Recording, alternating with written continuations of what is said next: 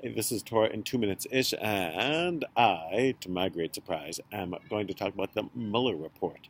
Not about the parts that deal with any prominent American politicians, but from the stuff that happened before the current president even announced his intentions to run.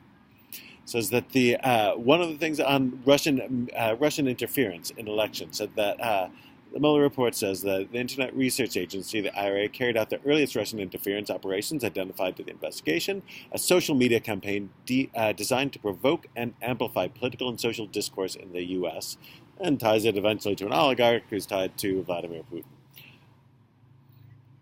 The idea here is that there was an idea that social discord can be sown not by lying, but by prompting people to think the worst of each other, by prompting mutual social mistrust through different groups living within a society.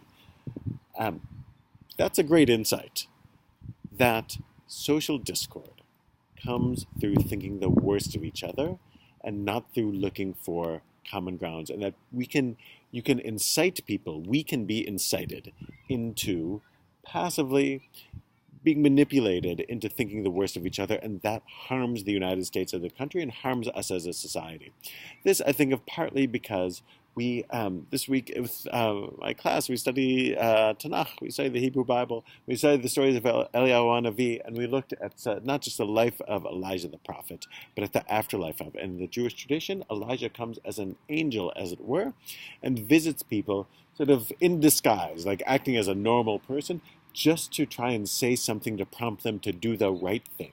And the Pirkei Avot, of course, tells us to judge people, to give people the benefit of the doubt, to judge people who are different from us, especially, fairly, and to assume positive motives and not always negative motives. This is the key insight.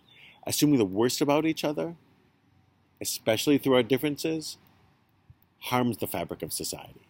And assuming decent motives to each other, unless giving evidence to the contrary, is what builds a society. And that those who look to harm us look to sow distrust and negative thoughts. And Elijah, literally the forerunner of the Messiah, comes to ask us to do the opposite. So as we get closer to Shavuot, and we recognize that the Torah comes to ask us to assume better things about each other and not to assume the worst, we know that accepting Torah is to accept the fact that through our differences, we don't assume the worst. But we're supposed to, absent evidence to the contrary, assume decent motives, and that otherwise we're going to tear each other apart. Shabbat Shalom.